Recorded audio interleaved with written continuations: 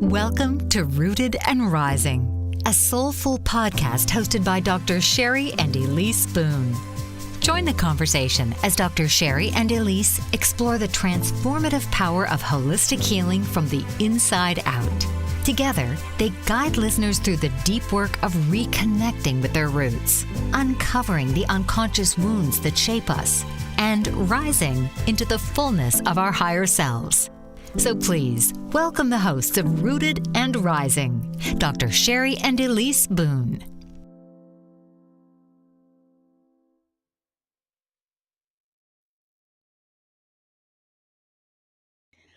Hi. Have you thought about your healing that it could happen in a moment versus it taking step by step this journey that lasts forever? Can you imagine a catalytic moment that you're whole? Welcome. You're here with Dr. Cheri and my co-host Ellice Boone. I'm actually residing today in Hilo, Hawaii, and so I hope my connection works and is good. I'm had a great vacation as well as my own continuous healing journey. Welcome, Ellice. It's good to see you. So good to see you Um, too. Today we're going to talk about psychedelic assisted therapy and how it can be a catalyst in our healing process. After, I'm telling you, almost 40 years of therapy and doing this in as a profession, I have been amazed at the catalytic, I have to use that word again, momentum that especially ketamine assisted therapy does for people in their healing process. And so we're excited about this topic. It's one of our passions. And so hope you stay on and we can share some greater insight. Yes, thank you so much. This is such a great topic. It's a hot topic right now for most people, psychedelic healing, and especially ketamine, because this has become a lot more accessible to people um, through ketamine assisted therapy. So we'll dive a little bit more into that today, which I'm excited to hear from you, Dr. Cheri, and some of your insights with clients you've worked with. And as always, before we dive in, we'd like to take just a moment for a gentle and quick practice to get us grounded into our bodies. So if you are listening or watching right now live, and you have the space to take a moment to yourself, find a quiet, private space, and just take this next couple of minutes to connect with your body and your breath. And if you're watching the replay and you want to pause for a moment and find that space, we really encourage that. Just take the next couple moments for yourself. So if you're seated now in a comfortable position, go ahead and feel your feet on the ground and taking in a deep breath in through the nose and out through the mouth. And if it feels good and safe for you, go ahead and close your eyes.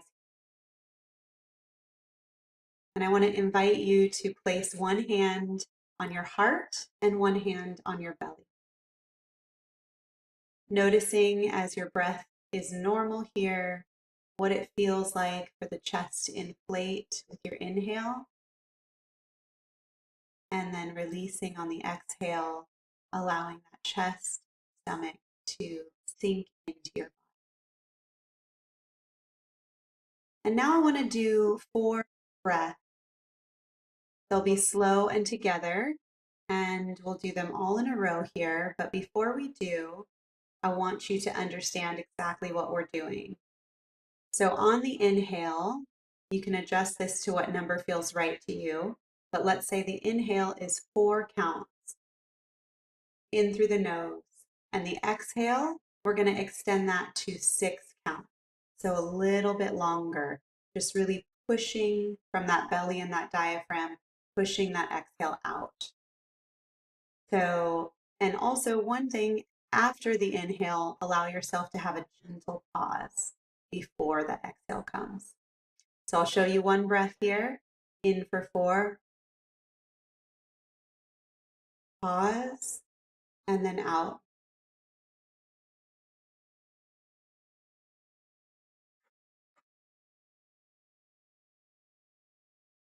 Really pushing out until you're emptied.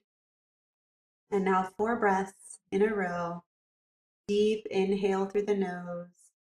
Count of 4, 3, 2, 1. Gently pause at the top and slowly exhale. 6, 5, 4, 3, 2, 1. And again, in through the nose, deeply. 4, 3, 2, 1. Pausing here at the top and gently exhale. 6, 5, 4, 3, 2. Your next breath in through the nose, deeply. 3, 2, 1.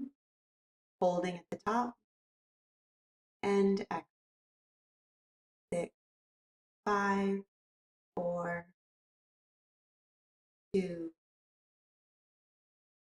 And last one here, deep inhale through the nose. 4, 3, 1. Hold that breath at the top. A little longer. Sip in a little more air. And exhale. 6, 5, 4, 3, 2, and 1. Really emptying out. And now in this space, allow your breath to return to normal. And just take a moment to scan the body, noticing any subtle shifts, noticing any sensations, and just taking note without judgment.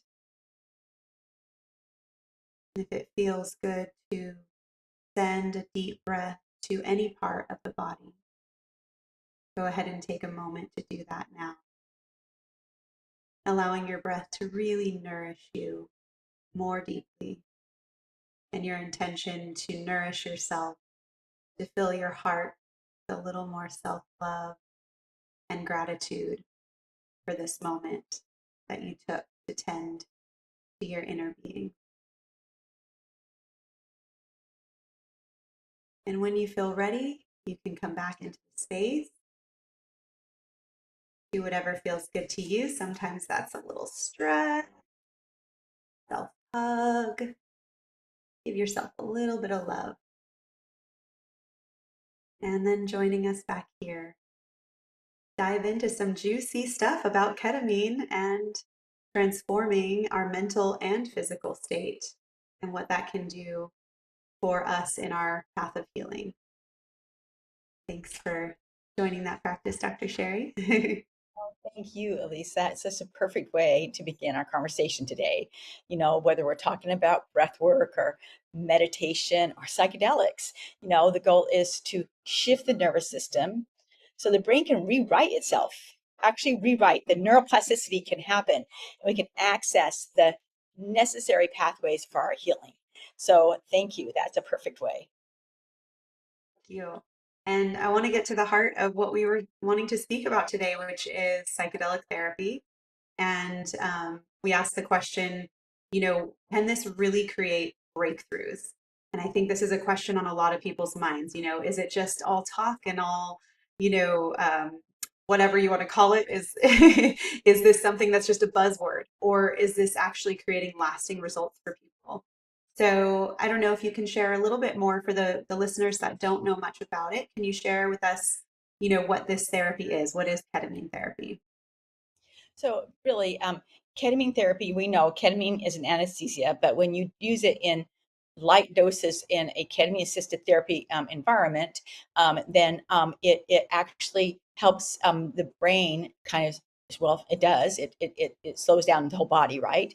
And then as that works, the brain becomes like a baby brain, and the neuroplasticity can grow, like we go into that dream state, and even more so as babies. For the first 3 or 4 years of our life, there's more theta and delta brainwaves happening than our prefrontal cortex, and so we're absorbing all that time, and that's what happens. We get absorb new information and have some fluidity. So scientifically, they talk about NMDA receptors, and receptor antagonists, and how they can increase that. And they're our friends. They can increase the neuroplasticity and help break through the rigidity of the thought loops that we continue building on because we only know what we know, or only think we know what we know, and we don't really access all of our brain. And so if we have an interruption in life, like that creates a depression,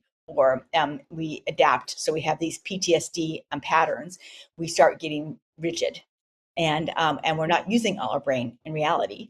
And so let's imagine, like, where our brain is full of books, like a library. And if you and we go to each book is a neural, like a nerve cell, and the librarian is trying to, you're asking for information, so it's trying to give you information, but the librarian kind of, there's only has one access to one aisle, and not access to the rest of the library. And so and you have to have a key to get into that library, to the rest of the library. And so but librarian doesn't have the key, and you don't have the key.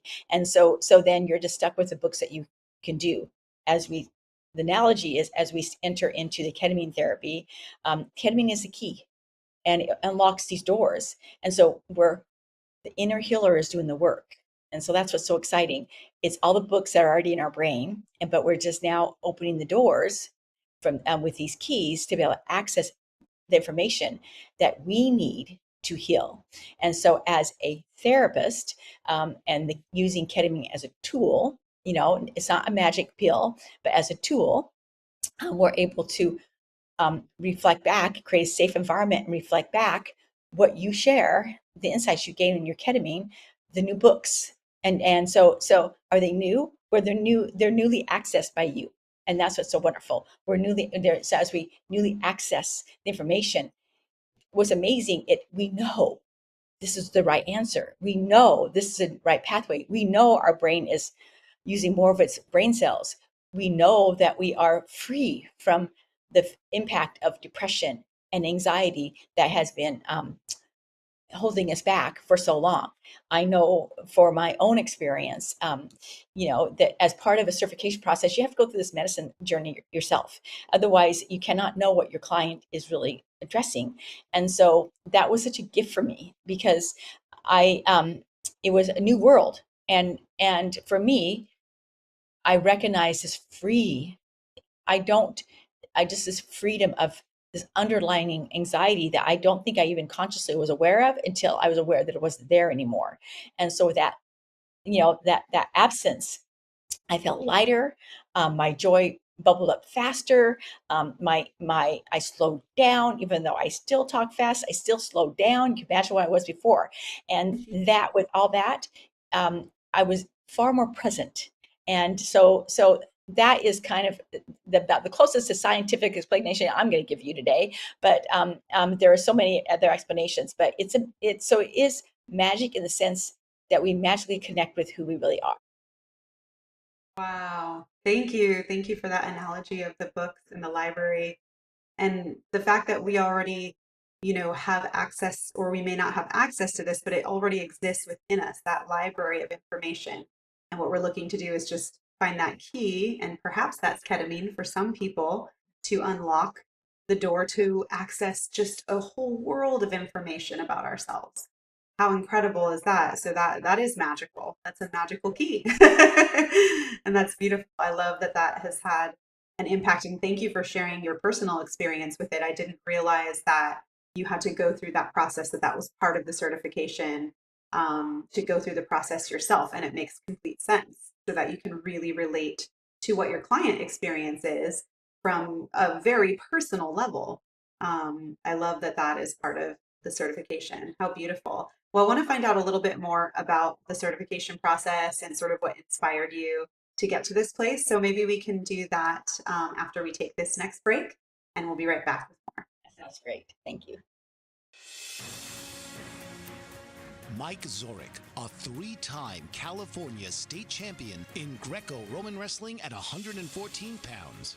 Mike, blind since birth, was born in Hartford, Connecticut. He was a 6-time national placer, including 2 seconds, 2 thirds, and 2 fourths. He also won the Veterans Folk-Style Wrestling twice at 152 pounds. In all these tournaments, he was the only blind competitor. Nancy Zorick, a creative spirit whose talents have taken her to the stage and into galleries and exhibitions in several states. Her father, a commercial artist who shared his instruments with his daughter and helped her fine-tune her natural abilities, influenced her decision to follow in his footsteps. Ms. Zorick has enjoyed a fruitful career doing what she loves. Listen Saturday mornings at 12 Eastern for the Nancy and Mike Show for heartwarming stories and interesting talk. Are you struggling to care for elderly parents or a spouse? Do you wonder if being a caregiver is making you sick? Are you worried about taking time off work to care for elderly parents and balance work, life, and caregiving? Has caregiving become exhausting and emotionally draining? Are you an aging adult who wants to remain independent, but you're not sure how? I'm Pamela D. Wilson. Join me for the Caring Generation radio show for caregivers and aging adults, Wednesday evenings, 6 Pacific, 7 Mountain, 8 Central, and 9 Eastern, where I answer these questions and share tips for managing stress, family relationships, health, well-being, and more. Podcasts and transcripts of The Caring Generation are on my website, PamelaDWilson.com, plus my caregiving library, online caregiver support programs, and programs for corporations interested in supporting working caregivers. Help, hope, and support for caregivers is here on The Caring Generation and PamelaDWilson.com. Hi, welcome back. You are listening to and also possibly watching Rooted and Rising. And today we're talking about psychedelic therapy and does it really have massive breakthroughs? So, Dr. Cheri, you were sharing with us before the break a bit more about the certification process you went through. You mentioned that you actually had to take this medicine to have the experience. Is there anything else you want to share about the certification process and what your experience was? Well, what excited me about this was a completely foreign territory for me, and so that I really don't know if I fully understood it, but I knew what I understood about it was it delved into our unconscious realm, where as a hypnotherapist, I also have seen marvelous breakthroughs, and the difference between the two. This is kind of, to me, for me, this was a cheater's way of getting to the unconscious area, because with when we're in our trauma, we are far more rigid, and to like even breath work is so difficult when someone has high trauma. Breathing can actually add anxiety, and paralysis even, because it taps into and triggers that trauma, and so it does the opposite what you expect it to do. And so a lot of people can't relax and allow themselves to go into a hypnotherapy situation, and that's been probably far frustrating for me, and in wanting people to have the magic of hypnotherapy. And this was like a gateway through there. That's what I thought, and I still believe that, and that's been my experience. But with the ketamine, you have it's like a 40-minute journey. For some people, for me, sometimes it's a 90-minute journey. So it's long, but not long, and you're staying, and so you're really getting to know yourself in that unconscious realm and tap into areas of your brain that maybe you've never tapped into before or don't remember tapping in them before. And I always say, it's an opportunity to reacquaint yourself, with yourself, and tap into that inner healing intelligence and get a little taste, and if not, or a massive taste of your higher self. And so it's such a magical time to learn to grow within yourself and also to fall in love with yourself all over again, because we are our master creators, and we don't really get to tap into the creative forces that we have when we're hustling and bustling through life, and also then when we've been really hypnotized by the traumas that we experienced. Beautiful. Thank you for sharing all of that. It sounds like a really incredible process, something I think someday I may try. And yeah, hearing you speak to it, I think could be really useful for the listeners because sometimes these things sound so out there or hard to understand. And so this gives us a little bit of just knowledge from firsthand experience of what that experience is like and what you have access to, which is incredible. Yes, and I realize as I talk about it, I get so much into the journey. I don't think I even answered your question, but the certification process, you probably can find all kinds of programs, but I took a year certification process to really understand the medicine and the mechanics of it. As assisted therapist, I'm not a medical professional, so I do not administer the medication. I do not prescribe the medication.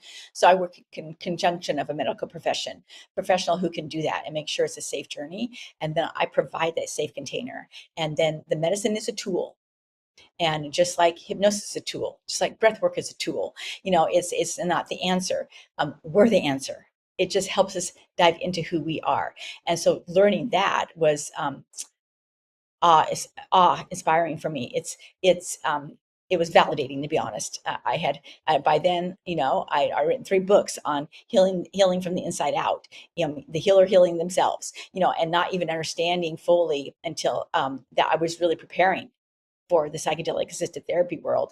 And so a year gave me a really good foundation. And then on my own, I really experienced ketamine in all its forms, the infusion, the IM, which is a shot in the arm, and as well as sublingual, which you can take as a pill under your tongue. And then there's the nasal, which I have not had personally. So I've had the 3 of the 4. So there's so many ways that we can adapt to our needs in getting this medication, and take advantage of this journey.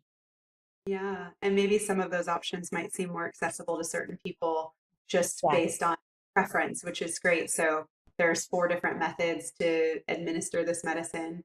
I also appreciate you bringing up as a therapist that you work in conjunction with a doctor. So, for instance, you have a psychiatrist that you would refer your clients to. They would get the prescription, go from there.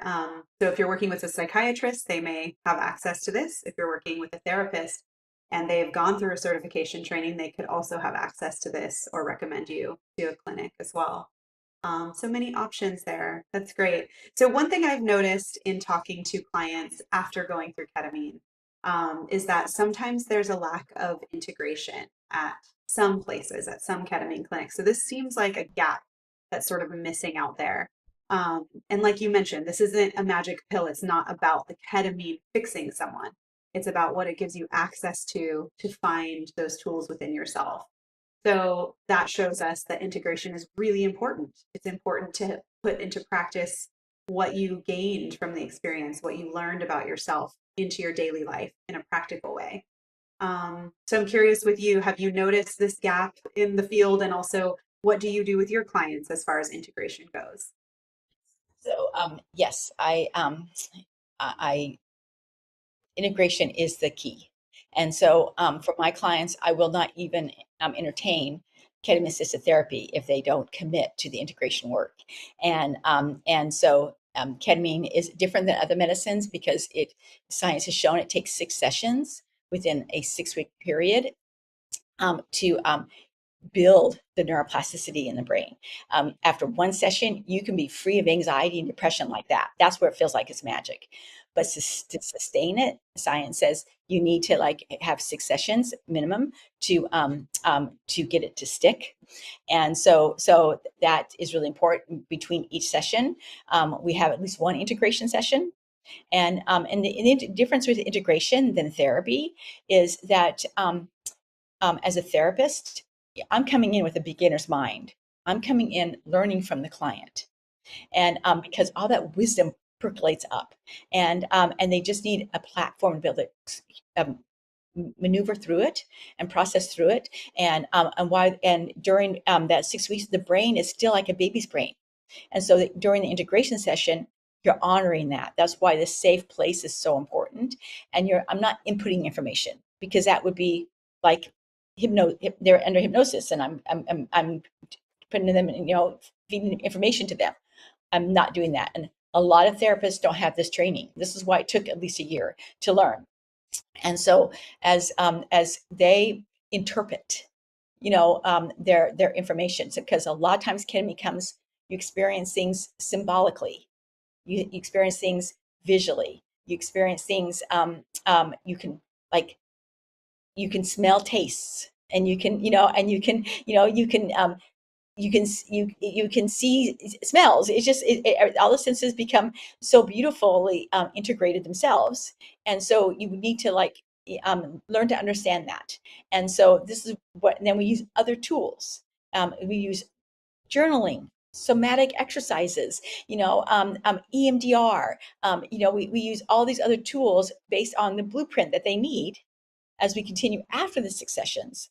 And because it doesn't stop there, I have found progress happening, weeks, months after the neuroplasticity continues, the insight continues. What I didn't understand before, it pops in. I can put it in cognition now, and the prefrontal cortex understands. And so we are always revisiting how that all applies. And so it is a journey in that way. But during that time, the depression may have already isn't there anymore. The anxiety is not there anymore. The rigidity is gone. And so that helps expand the insight and the personal growth. And that depends on how much a person wants to grow. Because every one of us have different capacities for growth, but mostly different desires for growth.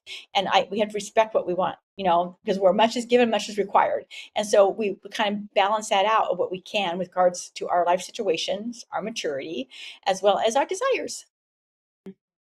Yeah, beautiful. It is so much about desire. Thank you for kind of separating that point out, because we have a lot of capacity for growth and a lot of capacity for expansion. But what are we looking for as an individual? That's a good question to sit with for a moment. Just like, what is it that I'm seeking? Uh, and then we can go from there with our healing journey. But how would we know where to go if we don't know what our desires are? We don't know what our desired outcome is. That's Exactly. really, yeah, thank you. Integration is so important. I feel that in my work as well, doing psychedelic integration, often with people having sat with many different types of medicine. But yet the integration itself, no matter what the medicine, the integration to me, I feel is one of the most important parts of the journey. Like you said, you can access all this insight and all this information, but at that point, it's up to you to determine how you want to implement that into your life and how you want to make shifts, changes, and move through that growth process to become the truest version of yourself. So it gives you the gift of so much wisdom, and maybe too the gift, what I was noticing when you were talking about that rigidity shedding and maybe the depression and anxiety lifting from the ketamine. So the gift there is that you get to experience what that feels like in your body, in your mind, to not be holding that weight of anxiety, that weight of depression. And when you feel that and experience that, it gives you enough taste to desire to seek it out more, to know that it's possible to have an experience in life that is not weighed down with heavy anxiety and depression. And that in itself can be enough to push people in a direction of finding more lasting peace from those aspects. So that's important too. I appreciate that, and I think that the other thing, maybe with regards to the safe container, I've had many clients come in and they have experimented on their own with other psychedelics as well as ketamine. I've even had them prescribe ketamine and then go home and take it on their own, and and it could be for anxiety, and then and they find that their anxiety is worse. They find that they had a what they called a bad trip. They find that they aren't better, and that is because they misused the medication, because they didn't have the integration. Even with a prescription, the clients, she said, I was worse than ever. It scared me because she didn't understand. She didn't have the mechanics to understand, and she didn't know what she was going to do with the medicine, the neuroplasticity. So this is where harm reduction is so important, and a safe container is so important, and then to be able to process, through, with an expert who understands the journey and can guide. So what you think is scary can be, it gets translated to what is meant to in the ketamine, and that is to the neuroplasticity, to create space, because the rigidity is like a container, and then you create space, and at first it can feel like out of control. So I think that's really important to emphasize in the healing process. And I think with that, I think we should maybe take a break, and I'd love to hear from you, Ellice, after the break. And so we'll see you in a few minutes. Master of words, powerful player. What life-changing words can Dr. Janet Smith Warfield pull out of her magical toolbox that just might mysteriously open a door you never knew was there? A door to free yourself from fear forever. Transform your rage into right action. Release your guilt. Position you into a life of freedom, purpose, passion, power, and peace. All quite suddenly, unexpectedly, and almost miraculously, with no effort on your part. Join Dr. Janet on Dancing with Words, Dancing with Wisdom, as she and her guests show you how words map our experiences, immersing you in a sound bath that relaxes your muscles, opens your mind, and supports you in co-creating your extraordinary life.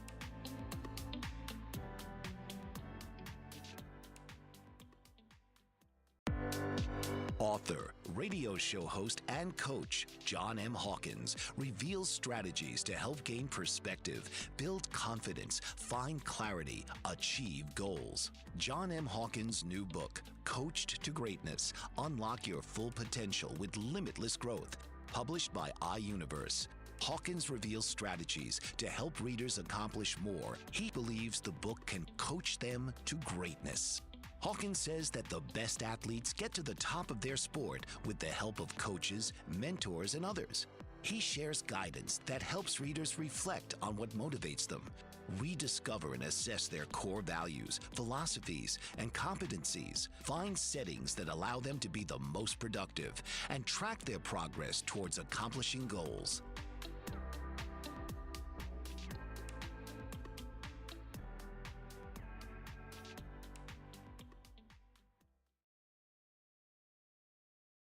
Hi, welcome back to Rooted and Rising with me, Dr. Cheri and Ellice.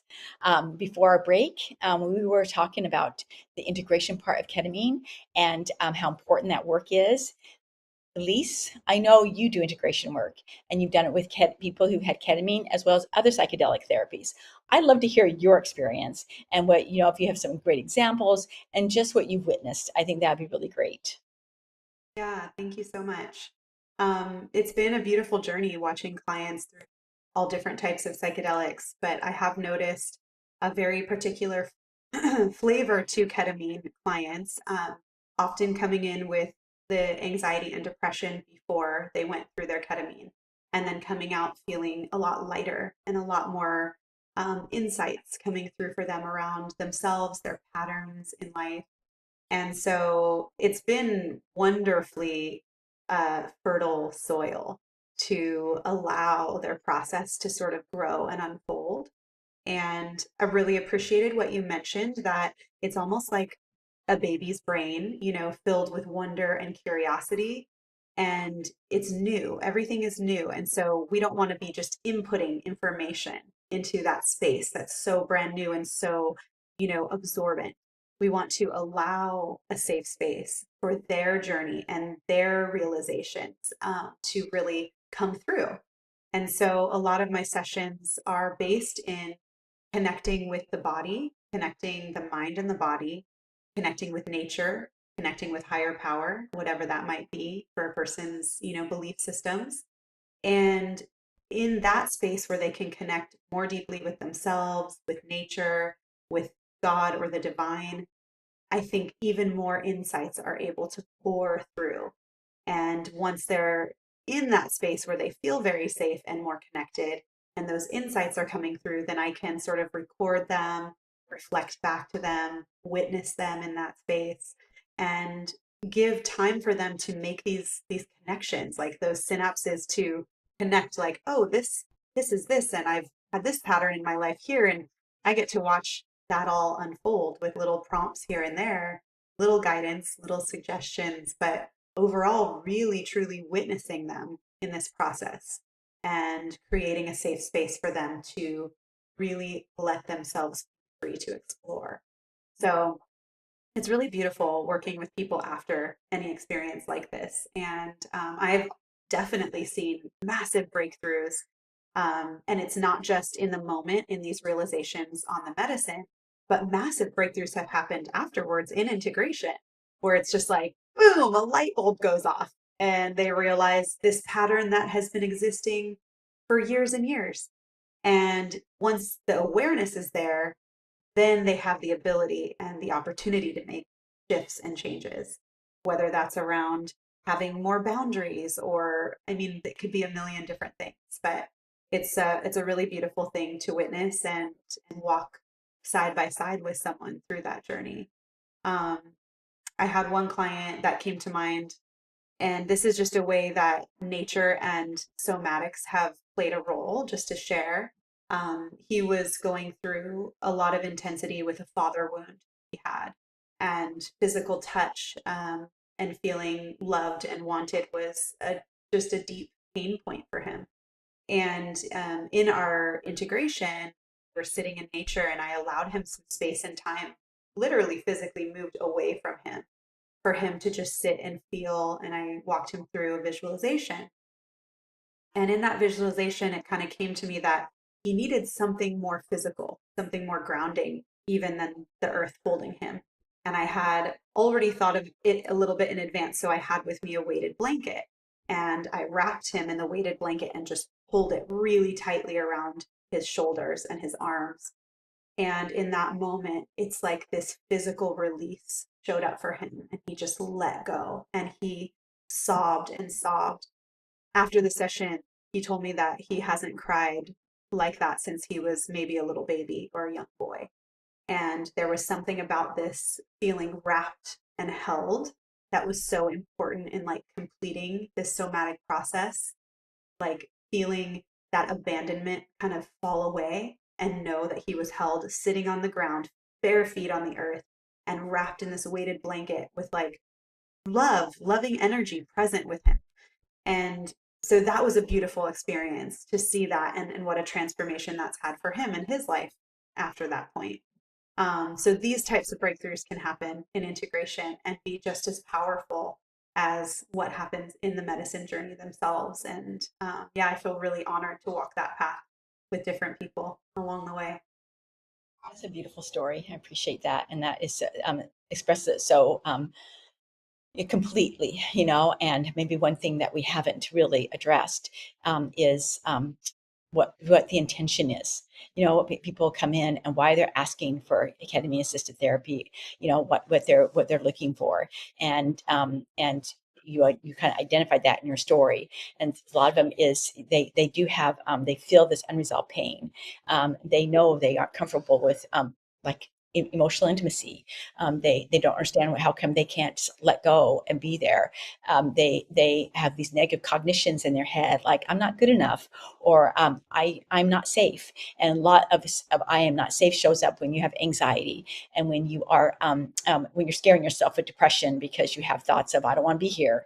The OCD is a very common one. And I had one gentleman who had OCD he was struggling with, and his his journey became very symbolic, and he became the sand itself, and he could just his whole body, his whole being just was flowing like sand. The waves would come up and just flow and wash him away, and he was and for him that was very scary at first. And as he's in an example of being scared of a symbolic experience and a journey, and then as we did the integration work, he realized that was me letting go of my OCD, and that I am still whole. Even as I flow away with the ocean, I am still whole. I'm still, this limitation, the finite world is not me. And for him, that was healing. But it started with his intention to let go of his OCD, to recognize he doesn't need that tool, that mechanism, that coping mechanism anymore to focus in his life. It was developed at a very young age to cope with whatever he was coping in his world then. And so that was kind of that catalytic moment for him to let go and resolve something that he struggled with for so many years. Wow, that's beautiful. I love that illustration too of the sand kind of being washed away, but staying whole. So true. I feel like in instances like that, when you're working with something that can be as impactful on your life as OCD, it can affect all areas. Again, integration is so important there because you have these patterns. And so you can have these big epiphanies, and then you can kind of get back into life. And without integration, it sort of all becomes like a dream. It just feels a little disconnected. And so there's really simple but important tools. We're often sharing them in our podcast. We're talking about journaling. We're talking about meditation. We're talking about connecting to your breath. And these things bring us into a state where we can actually bring the experience back into our minds and bodies. And that keeps it really present for us. That's one aspect of those tools being used. But they can also be used to, kind of figure out what the next steps are in life to integrate back into, okay, I'm letting go of that anxiety over all the OCD things, but what are some practical steps? Journaling and kind of tracking, your steps and your progress can be an amazing tool to help you see where you were and where you've come, and then continue down that road. Those little action steps, the small daily habits, are actually what build to great change and transformation. Right. And so I love that, because I think of a toddler learning to walk. When they first stand up and there's like a maze because they see the world from a different perspective, and they fall right back on their bottom, and so they can remember that, but they have to do the work to crawl back up, to stand up again, and then one step at a time build those muscles. And so with our brain, we tap into the different muscles in our brain. We want to make sure we build on them, and the journaling does that. The breath work does that. The meditation does that. The quietness, but we have to to expect not to take action on what we learn and the new epiphanies that come, even especially from inside out, because we can become very lazy creatures, and just go back to what is familiar. And I always tell people, what you walk in the room is far more familiar to you, therefore that the energy behind it is more powerful than the new epiphanies in the beginning. And then as you use the tools and do the integration work, then you build new muscles. You build new, like, I love the word you used before, expansion. You see from an eagle's perspective than from the caterpillar's perspective. I should say butterfly and caterpillar, but you see from different perspectives. And then once you see, and you're flying in the air, you can't unsee that anymore. And therefore, now you're a changed creature. Yeah, that's a piece that I think often people don't understand, especially if they haven't tried these alternative therapies or tried psychedelics as therapy, that just changing the perspective does have a massive impact on who you are and how you show up in the world, because you can't unsee it. Yes. I mean, really can't. One of my experiences was through my own self-talk. And I realized that it was shown to me that my self-talk was very negative.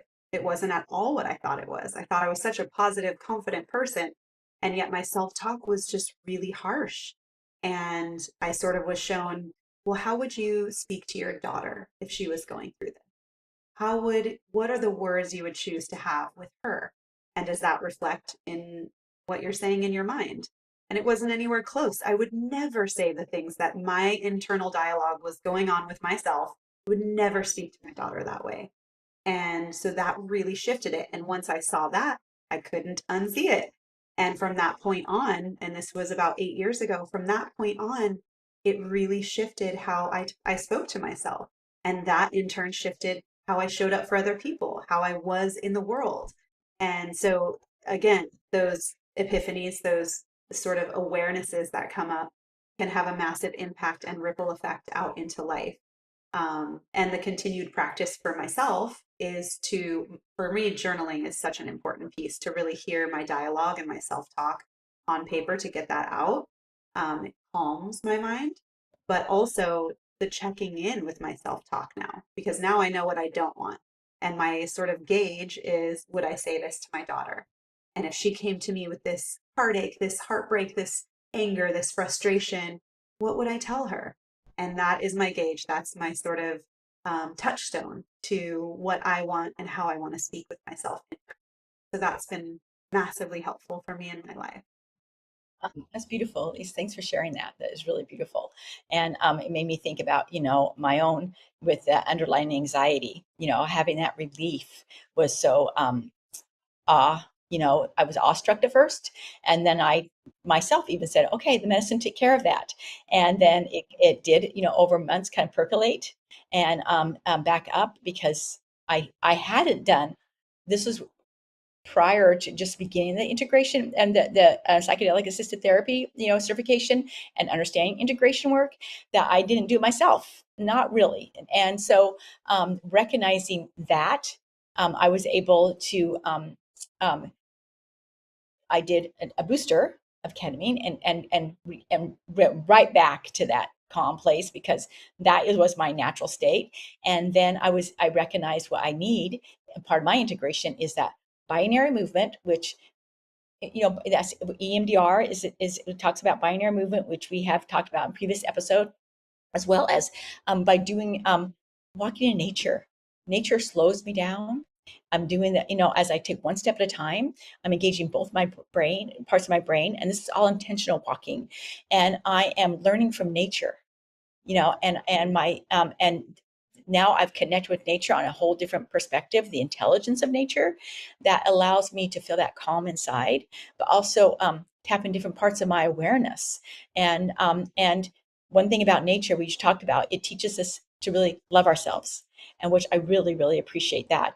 And so I think at our last segment, we should talk a little bit about how the whole goal of psychedelic assisted therapy is to really get to know thyself, love thyself, and be good to thyself. So maybe after commercial break, we can touch up on that before we close. Are you struggling to care for elderly parents or a spouse? Do you wonder if being a caregiver is making you sick? Are you worried about taking time off work to care for elderly parents and balance work, life, and caregiving? Has caregiving become exhausting and emotionally draining? Are you an aging adult who wants to remain independent, but you're not sure how? I'm Pamela D. Wilson. Join me for the Caring Generation radio show for caregivers and aging adults, Wednesday evenings, 6 Pacific, 7 Mountain, 8 Central, and 9 Eastern, where I answer these questions and share tips for managing stress, family relationships, health, well-being, and more. Podcasts and transcripts of the Caring Generation are on my website, PamelaDWilson.com, plus my caregiving library, online caregiver support programs, and programs for corporations interested in supporting working caregivers. Help, hope, and support for caregivers is here on the Caring Generation and PamelaDWilson.com. Master of words, powerful player. What life-changing words can Dr. Janet Smith Warfield pull out of her magical toolbox that just might mysteriously open a door you never knew was there? A door to free yourself from fear forever. Transform your rage into right action. Release your guilt. Position you into a life of freedom, purpose, passion, power, and peace. All quite suddenly, unexpectedly, and almost miraculously, with no effort on your part. Join Dr. Janet on Dancing with Words, Dancing with Wisdom, as she and her guests show you how words map our experiences, immersing you in a sound bath that relaxes your muscles, opens your mind, and supports you in co-creating your extraordinary life.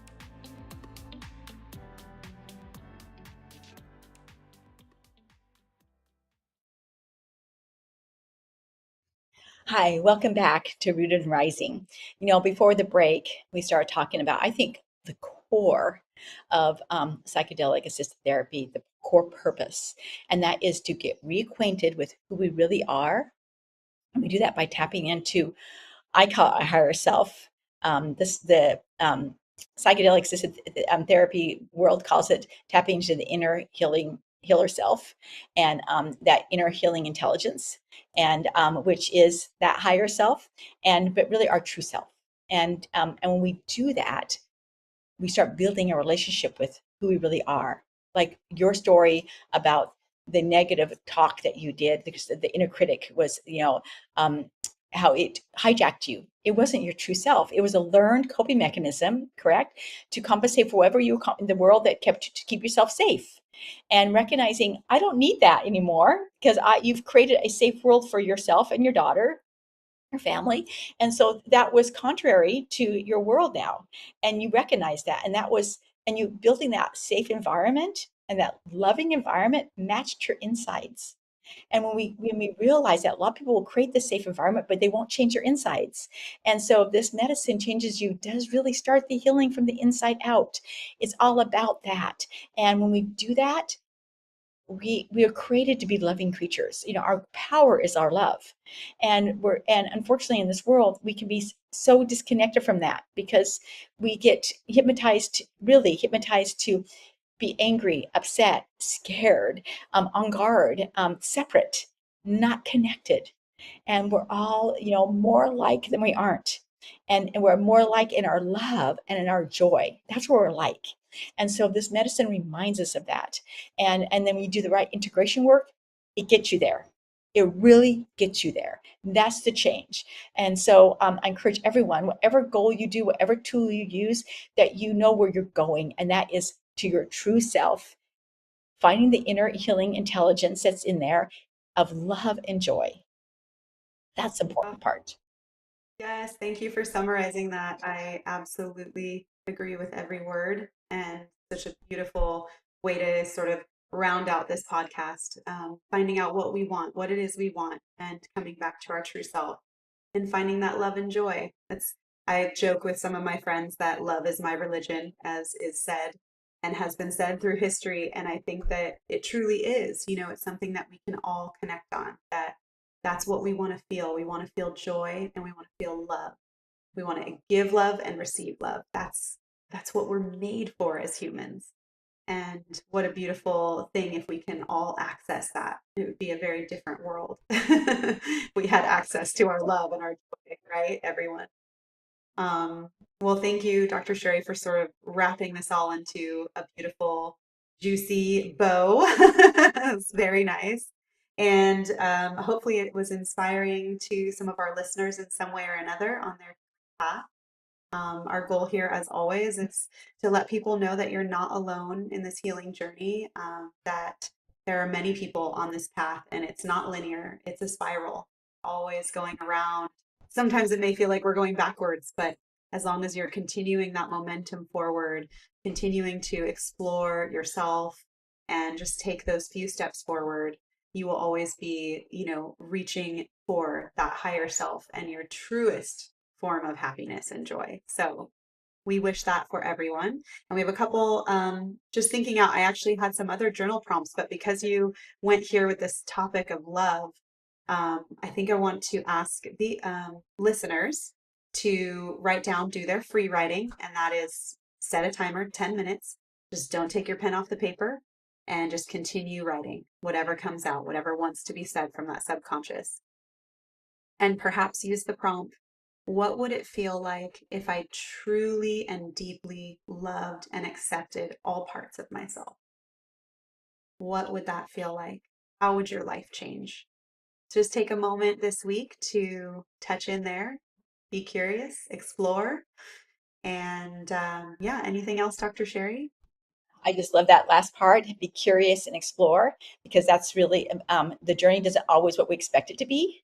And so this is what's so fascinating. If we expected it, if we try to control and expect the outcome, then we are probably going to go loop right back to what we know, what we think we know.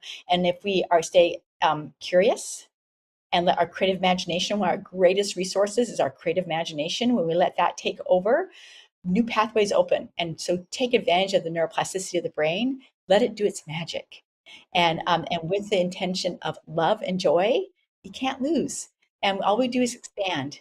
And so that's all I have to add. So that was a beautiful prompt. I love it. Thank you. And thank you, listeners, for being here with us. Please like, subscribe, follow along with us on this journey. We'll see you all next week. And until then, stay rooted and keep rising. This has been Rooted and Rising with hosts Dr. Cheri and Ellice Boone. Through honest conversation, clinical insight, and creative reflection, Dr. Cheri and Ellice will empower you to reclaim your voice, your vitality, and your vision. This podcast is not about quick fixes.